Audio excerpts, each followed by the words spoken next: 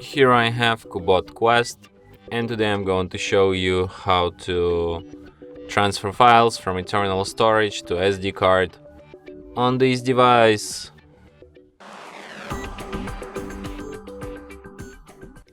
So firstly, you should go to some kind of files application, like this one, Files by Google. Tap Continue, so you can transfer like downloads, images, videos, audios, documents and apps. So let's transfer some image. So let's pick this one. So to select it, you just hold down your finger on it. To select multiple images, you just tap on them just once. Then when you're done selection, tap on three dots and select Move or Copy.